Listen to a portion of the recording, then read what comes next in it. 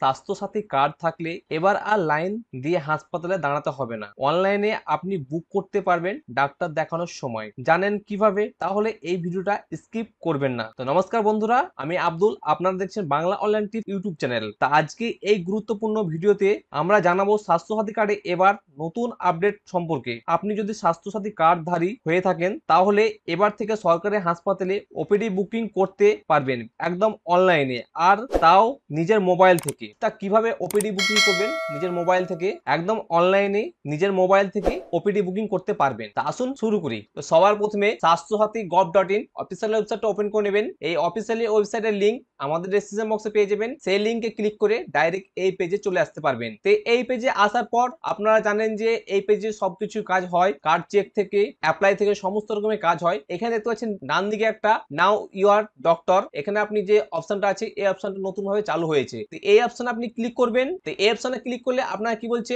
Now your doctor online consult booking, মানে অনলাইনে OPD booking করতে পারবেন বা অনলাইনে কনসাল্ট করতে পারবেন। তো এইখানে আপনার ডিস্ট্রিক্টের নামটা সিলেক্ট করতে হবে। আপনি কোন ডিস্ট্রিক্ট থেকে, আপনার কোন ডিস্ট্রিক্টে বাড়ি সেই ডিস্ট্রিক্টের নামটা আপনার সিলেক্ট করতে হবে। আপনার কোন কিরকম হসপিটাল আপনি চান, আপনি গভর্নমেন্ট হলে গভর্নমেন্ট হসপিটাল করতে পারেন বা প্রাইভেট হলে প্রাইভেট হসপিটাল করতে পারেন। তো আমি যেহেতু গভর্নমেন্টে দেখাচ্ছি সেই গভর্নমেন্ট সিলেক্ট করলাম। তারপরে এখানে সার্চ টাইপ, এখানে আপনি ডক্টরের নাম দিয়ে সার্চ করতে পারেন বা ডক্টরের যে ক্যাটাগরি আছে সেই ক্যাটাগরিতে আপনি সার্চ করতে পারেন। এখানে আমি ক্যাটাগরি সিলেক্ট করছি। সিলেক্ট করার পর এখানে ডক্টরের যে ক্যাটাগরি গুলো আছে সেগুলো চলে আসছে। এখানে এখানে যে ক্যাটাগরির আপনি ডক্টর দেখাতে চান, জেনারেল সার্জন বা অর্থোপেডিক, আরো যে ক্যাটাগরি গুলো আছে সেই ক্যাটাগরি গুলো এখানে শো করবে। যেটা আপনার হবে সেটা আপনি সেই ক্যাটাগরি সিলেক্ট করে নেবেন। আমি একটা অর্থোপেডিক সিলেক্ট করলাম। সিলেক্ট করে নেওয়ার পর এখানে আমি সার্চ করলাম। সার্চ করলে আপনার সামনে কিন্তু আপনার ডিস্ট্রিক্টের যত অর্থোপেডিক সার্জন আছে বা অর্থোপেডিক যে ডাক্তারগুলো আছে সব কিন্তু এখানে চলে এসেছে। তো এখানে আপনি দেখে নিতে পারবেন কোন ডাক্তার আপনার পছন্দ, সেই ডাক্তারকে আপনি সিলেক্ট করবেন। এখানে যখন আপনি ডাক্তার পছন্দ করবেন যে এটা কোন হসপিটাল আন্ডারে আছে সেটা আপনি এখানে দেখে নিতে পারবেন। তো এখানে সিলেক্ট করে নেওয়ার পর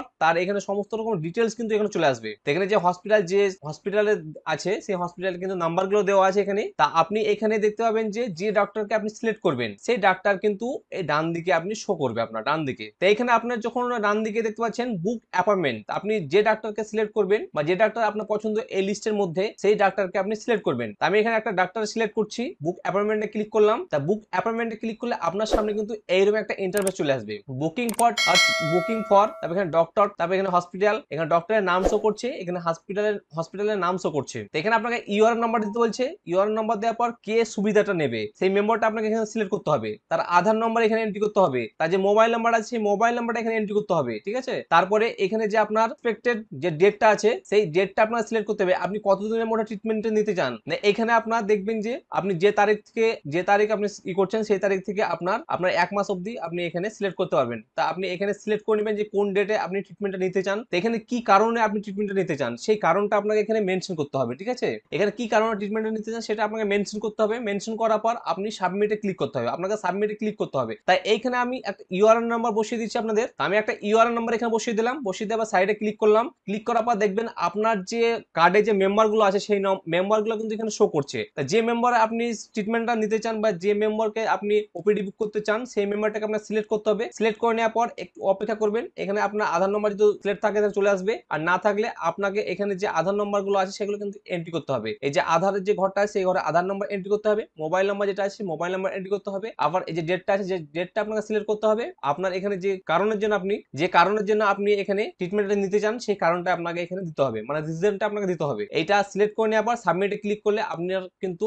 যে ওপিডি বুকিং সেই ওপিডি বুকিংটা সাবমিট হয়ে যাবে। তো এইটা কি কারণে চালু করা হয়েছে, এটা হচ্ছে এমার্জেন্সি কারণে আপনার চালু করা হয়েছে। আপনার একটা পেশেন্ট এমার্জেন্সি রোগী আছে, সেটা আপনার বাড়ি থেকে সেটা বুক করে নিয়ে গিয়ে যেখানে আপনি যে হসপিটালে যাবেন বা যে প্রাইভেট নার্সিংহোমে যাবেন সেটাও কিন্তু এখান থেকে করতে পারবেন। তা আরো এইরকম স্বাস্থ্যসাথী আপডেট নিয়ে আরো কিন্তু সরকার কিন্তু আপডেট দেওয়া হয়েছে। সেই আপডেট গুলো জানতে কিন্তু আমাদের চ্যানেলটিকে অতি সাবস্ক্রাইব করে রাখবেন। আর ভিডিও যদি ভালো লাগে একটা লাইক করতে ভুলবেন না। আর যদি কোনো কিছু জানার বিষয় থাকে বা কোনো সমস্যার মধ্যে আপনাদেরকে পড়তে হয় তাহলে আপনারা কমেন্ট করতে অবশ্যই ভুলবেন না। কমেন্ট করবেন, কমেন্ট করলে আপনার উত্তর কিন্তু সঠিকভাবে পেয়ে যাবেন সঠিক সময়ের মধ্যে। তো বন্ধুরা দেখা হচ্ছে পরবর্তী নতুন আরেকটা স্বাস্থ্যসাথী আপডেট নিয়ে। তো থ্যাংক ইউ ফর ওয়াচিং।